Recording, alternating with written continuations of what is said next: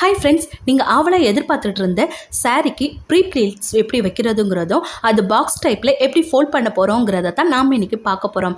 இதுக்கு நாம் ப்ரொஃபஷ்னலாக இருக்கணும்னு அவசியம் இல்லைங்க. கொஞ்சம் இன்ட்ரெஸ்ட் இருந்தாலே நம்மளுக்கு போதும். சாரீக்கு ப்ரீ ப்ளீட்ஸ் வச்சு பாக்ஸ் டைப்பில் ஃபோல்ட் பண்ணுறதுக்கு வெளியில் பார்த்தீங்கன்னா 500லேருந்து 1500 வரைக்கும் சார்ஜ் பண்ணுறாங்க. நாம் இதை இன்ட்ரெஸ்ட்டோடு எடுத்து பண்ணோம்னா நம்மளே ஒரு 15 மினிட்ஸில் இந்த ஒர்க்கை நம்ம முடிச்சிடலாங்க. இந்த ப்ரீ ப்ளீட்ஸுக்கு சேஃப்டி பின், சாரீ, அப்புறம் வீட்டில் துணி காய போடுற கிளிப்பை எடுத்து வச்சுருக்கேன், அயன் பாக்ஸ், அவ்வளோதாங்க இதுக்கு தேவையானது. வாங்க எப்படி ப்ரீ ப்ளீட்ஸை வைக்கலாங்கிறத பார்க்கலாம். அதுக்கு முன்னாடி இப்போ தான் ஃபஸ்ட் டைம் என்னோட சேனலை பார்க்குறீங்கன்னா ப்ளீஸ் சப்ஸ்கிரைப் பண்ணுங்கள். பக்கத்தில் இருக்கிற பெல் ஐக்கானை கிளிக் பண்ண மறந்துடாதீங்க. அப்போ தான் நான் போடுற ஒவ்வொரு வீடியோஸும் உங்களுக்கு நோட்டிஃபிகேஷனாக வரும். இது எனக்கு விருப்பமான சாரீ. இதில் எப்படி ப்ரீ ப்ளீட்ஸ் வச்சு பாக்ஸ் ஃபோல்டிங் பண்ணலாங்கிறத பார்க்கலாம். வாங்க வீடியோக்குள்ளே போகலாம். இந்த சாரியில் இன்னர் பகுதியில் பிளெயின் கலரில் கொடுத்துருப்பாங்க. பாடி பகுதியில் வந்து நம்ம மாராப் சைடு வைக்கிறோம்ல, அந்த சைடு வந்து வேறு மாதிரி ஜரி ஒர்க் கொடுத்துருப்பாங்க. முந்தான பகுதியிலையும் பார்த்திங்கன்னா வேறு மாதிரி ஜரி ஒர்க் கொடுத்துருப்பாங்க. இந்த புடவையில் இந்த சாரியில் ப்ளீட்ஸ் பார்த்திங்கன்னா நான் நார்மலாக தான் வச்சுட்ருக்கேன். ஃபஸ்ட்டு முந்தானையில் வைக்கலாம்.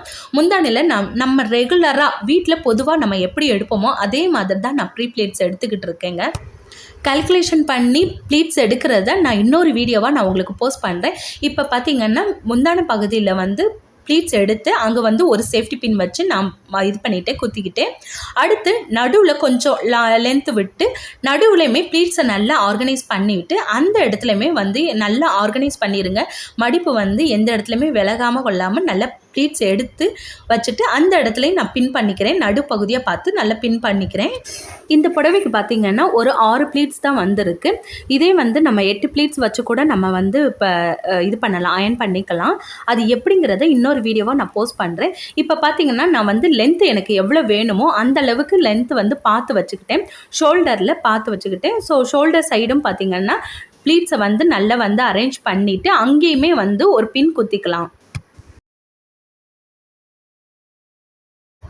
சேஃப்டி பின்னும் பார்த்திங்கன்னா மற்ற 2 இடத்துல வந்து சென்டரில் கூட நீங்கள் குத்தி வச்சுக்கலாம்.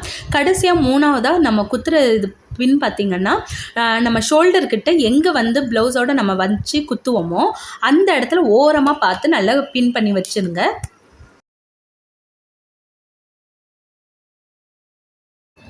இந்த மாதிரி நம்ம 3 இடத்துலையுமே வந்து பின் குத்தி வச்சுக்கிட்டாச்சு. இப்போ இதோட லென்த் வந்து நல்லாவே நம்மளுக்கு வந்து போதுமான அளவு இருக்குது. அடுத்ததாக பார்த்திங்கன்னா நம்மளுக்கு வந்து சென்டர் ப்ளீட்ஸ் எடுக்க போகிறோம். சென்டர் ப்ளீட்ஸ் எடுக்கிறதுக்கு இந்த மாதிரி முந்தானியை போட்டுக்கோங்க. முந்தானியை போட்டுட்டு நம்ம எந்த இடத்துல வந்து நம்ம கொசுவம் ஸ்டார்ட் பண்ணுவோமோ அந்த சென்டர் ப்ளீட்ஸ் வந்து ஸ்டார்ட் பண்ணுவோமோ அதை வந்து நம்ம மார்க் பண்ணி எடுத்து வச்சுக்கணுங்க. இப்படி நம்ம வந்து சைடில் பின் பண்ணிவிட்டு உள்ளுக்கு சொருகிறது பார்ட் இருக்குல்ல, அந்த இடத்த நம்ம மார்க் பண்ணி வச்சுக்குவோம். இது போல் ஒரு டிக்டாக் கிளிப்பை வச்சு நான் மார்க் பண்ணிட்டேன். நீங்கள் சாதாரண ஹேர்பின் எந்த மாதிரி இதை வச்சு கூட நீங்கள் வந்து மார்க் பண்ணிக்கலாம்.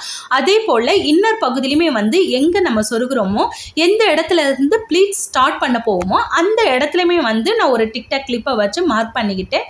இப்போ வந்து ப்ளீட்ஸை வந்து நம்ம எடுக்க தயாராகலாம். இந்த இடத்துக்கிட்ட பார்த்திங்கன்னா 2 கிளிப்ஸுக்கும் நடுவில் எனக்கு லென்த்து பார்த்திங்கன்னா கொஞ்சம் கம்மியாக இருக்குது. இந்த புடவையோட லென்த்து வந்து நான் முந்தான சைடுன்னு கொஞ்சம் அதிகமாக விட்டதுனால சென்டர் ப்ளீட்ஸுக்கு கொஞ்சம் இடம் கம்மியாக இருக்கிறதுனால பார்த்திங்கன்னா சின்ன சின்ன ப்ளீட்ஸாக எடுத்துக்கிட்டேன். சின்ன சின்ன ப்ளீட்ஸாக எடுத்துக்கிட்டாலும் எனக்கு இதில் பார்த்திங்கன்னா ஒரு 6 ப்ளீட்ஸ் தான் வந்திருக்கு. இந்த 6 ப்ளீட்ஸுமே நான் எப்படி அரேஞ்ச் பண்ணிக்கிட்டேன் அப்படின்னா தள்ளி தள்ளி ப்ளேஸ் பண்ணிக்கிட்டேன். அந்த ஒவ்வொரு ப்ளீட்ஸையுமே வந்து தள்ளி தள்ளி ப்ளேஸ் பண்ணிக்கிட்டோம்னா நம்மளுக்கு ஒரு பட்டர்ஃப்ளை மாதிரி கீழே வந்து நல்லா விரிஞ்சு கொடுக்குங்க. முன்னாடிலாம் நம்ம வந்து ஒரே மாதிரி அந்த ப்ளீட்ஸ் எல்லாம் ஒரே லெவலில் இருக்கிற மாதிரி பண்ணுவோம். இப்போ பார்த்திங்கன்னா நிறைய ப்ரொஃபஷ்னல் என்ன பண்ணுறாங்கன்னா அதை தள்ளி தள்ளி ப்ளேஸ் பண்ணி அதை அழகாக பண்ணுறாங்க. ஸோ நம்மளும் அதே மாதிரி பண்ணிக்கலான்ட்டு நான் இப்போ இதை வந்து ரொம்ப வருஷமாக நான் இதை மாதிரி ஃபாலோ பண்ணுறேன்.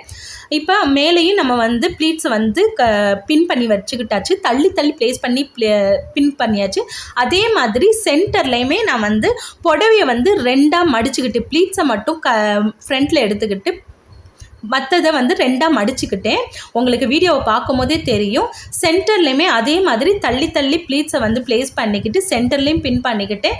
இப்போ பார்த்திங்கன்னா கடைசியில் கீழ் பகுதியிலையுமே வந்து நான் அதே மாதிரி தள்ளி தள்ளி ப்ளேஸ் பண்ணி அங்கேயும் பின் குத்திக்க போகிறேன்.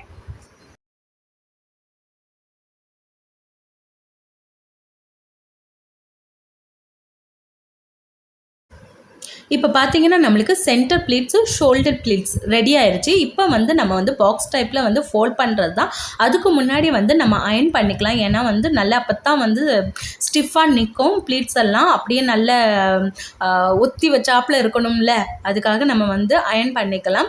முந்தான பகுதியை வந்து அயர்ன் பண்ணுறேன். அயர்ன் பண்ணும்போது எப்படி எந்த மெத்தடில் நான் அயர்ன் பண்ணுறேன் அப்படிங்கிறதையும் பாருங்கள். ஏன்னா வந்து நம்ம ஷோல்டர்லேருந்து நம்ம சென்டர் ப்ளீட்ஸுக்கு வந்து வேறு மாதிரி அயர்ன் பண்ணணும். ஸோ அந்த பாட்டை வந்து நான் எப்படி அயர்ன் பண்ணுறேங்கிறதையும் நீங்கள் பாருங்கள். இப்போ வந்து முந்தானை பகுதியில் ஒரு 3/4 பாகத்துக்கு வந்து நான் அயர்ன் பண்ணியாச்சு. இப்போ வந்து ஷோல்டர் சைடு நம்ம வந்து ப்ளீட்ஸ் வந்து வேறு மாதிரி அரேஞ்ச் பண்ண போகிறோம். அது எப்படி அரேஞ்ச் பண்ண போகிறோம்னா, நல்ல ப்ளீட்ஸ் எடுத்து அயர்ன் பண்ணிக்கோங்க. அயர்ன் பண்ணிவிட்டு நம்ம சென்டர் ப்ளீட்ஸை எப்படி நம்ம தள்ளி தள்ளி ப்ளேஸ் பண்ணி நம்ம அங்கே பின் குத்தணுமோ அதே மாதிரி இங்கேயுமே வந்து ஷோல்டர் சைட்லேருந்து நம்மளுக்கு வந்து சென்டர் ப்ளீட்ஸுக்கு போகிற இடம் வரைக்கும் நம்ம தள்ளி தள்ளி அந்த ப்ளீட்ஸை வந்து ப்ளேஸ் பண்ணி அயர்ன் பண்ணி வச்சுக்கிட்டோம்னா நல்லா இருக்குங்க.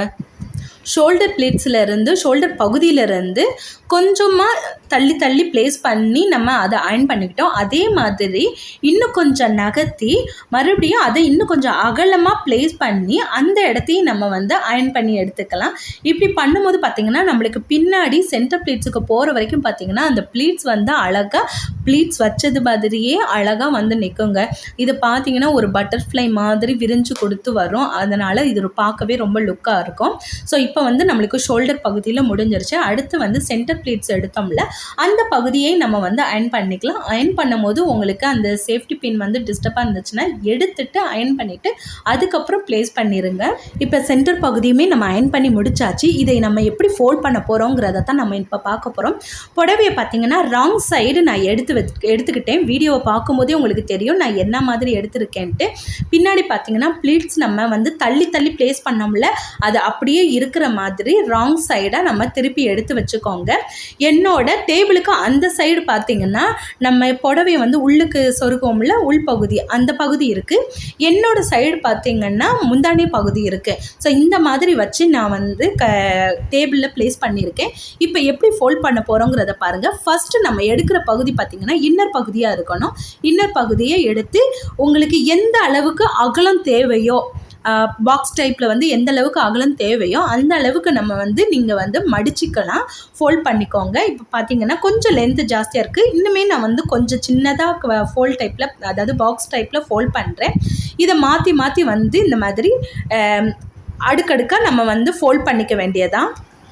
இந்த மாதிரி சாரியோட இன்னொரு பகுதி ஃபுல்லாகவே வந்து இந்த மாதிரி நம்ம வந்து பாக்ஸ் டைப்பில் அதாவது குறைஞ்ச அகலத்தில் வந்து மடித்து எடுத்து வச்சுக்குவோம், ஃபோல்ட் பண்ணிக்குவோம். நான் முன்னாடிலாம் பார்த்திங்கன்னா வேர் பண்ணுற அன்னைக்கு தான் ப்ளீட்ஸ் எடுத்து அப்படியே வெறும் முந்தானி பகுதி சென்டர் ப்ளீட்ஸ் மட்டும் எடுத்து வச்சுருவேன். அதுக்கப்புறம் தான் ஏன் நம்ம பாக்ஸ் டைப்பில் ஃபோல்ட் பண்ணி வைக்கக்கூடாதுன்ட்டு தான் நான் வந்து முதல் நாளே வந்து இந்த மாதிரி நான் ட்ரை பண்ணி பார்த்தேன். எனக்கு வந்து பக்காவாக வந்துச்சு. ஸோ அதுதான் வந்து உங்களுக்கு இப்போ வீடியோவாக போட்டுக்கிட்டு இருக்கேன். அடுத்ததாக முந்தானி பகுதியையும் அதே போல் நம்ம இன்னர் பகுதியை எப்படி வந்து மடித்தோமோ அதே மாதிரி முந்தானி பகுதியையும் மடிச்சுக்கிட்டு இருக்கோம். நம்ம வந்து முந்தானி பகுதியில் கொஞ்சம் தள்ளி தள்ளி ப்ளேஸ் பண்ணோம்ல கொஞ்சம் அகலமாக அந்த இடம் வரும்போது நம்மளுக்கு சுருக்கமாகவும் கொஞ்சம் மேலே ஏற்றிக்கிட்டும் வரும், கொசன்னு வரும். அதனால தான் நம்ம வந்து அந்த தள்ளி ப்ளேஸ் பண்ணி கொஞ்சம் அகலமாக வச்சு நம்ம அயர்ன் பண்ணது. அந்த இதை என்ன பண்ணுறீங்கன்னா நான் வீடியோவில் காட்டுறது போலவே நல்ல ப்ளீட்ஸை எடுத்து சின்ன சின்னதாக மடித்து உள்ளுக்கு தள்ளி இது போல் பாக்ஸ் மாதிரி நீங்கள் ஃபோல்ட் பண்ணிட வேண்டியதாங்க. அவ்வளோதாங்க. நம்மளுக்கு வந்து பாக்ஸ் டைப்பில் எப்படி ஃபோல்ட் பண்ணணுங்கிறத வந்து டுட்டோரியலாக முடிச்சாச்சு. இந்த மாதிரி பண்ணும்போது பார்த்திங்கன்னா புடவையும் லென்த்தாக இருக்கிறதுனால நான் இந்த மாதிரி மடிச்சுக்கிட்டேன். ஸோ சுற்றி வச்சுக்கிட்டு அந்த உள் பகுதியில் நம்ம சொருகி விட்டுக்கலாம். இந்த மாதிரி பண்ணும்போது ஒரு முந்தானை பகுதி மயில் தோகை மாதிரி வெளியிலையும் தெரியும், பார்க்க அழகாகவும் லுக்காகவும் இருக்கும். ஸோ பாக்ஸ் டைப்பில் எப்படி ஃபோல்ட் பண்ணுறதுங்கிறத பார்த்துட்டீங்க. நீங்கள் ஒரு ப்ரொஃபஷ்னலாக இல்லைனாலும் இதை வந்து அழகாக பண்ணலாம். இந்த வீடியோ உங்களுக்கு பிடிச்சிருந்துச்சுன்னா நிறைய பேருக்கு ஷேர் பண்ணுங்கள். இந்த மாதிரி நீங்களும் ட்ரை பண்ணி பாருங்கள். சடனாக ஒரு இடத்துக்கு போனோம், அந்த இடத்துக்கு சாரீ தான் வேர் பண்ணிட்டு போகணும் அப்படிங்கும்போது இந்த மாதிரி நம்ம ப்ரீ ப்ளீட்ஸ் ஆல்ரெடி நம்ம எடுத்து வச்சுருந்தோம்னா நம்ம சட்டுன்னு அந்த நேரத்துக்கு வேர் பண்ணிட்டு போயிடலாங்க. ப்ளீட்ஸ் வைக்கணுங்கிற அந்த கவலையே இருக்காது. ஸோ இந்த வீடியோ உங்களுக்கு பிடிச்சிருந்துச்சுன்னா லைக் பண்ணுங்கள், ஷேர் பண்ணுங்கள், கமெண்ட் பண்ணுங்கள், மறக்காமல் சப்ஸ்கிரைப் பண்ணுங்கள். தேங்க்ஸ் ஃபார் வாட்சிங்.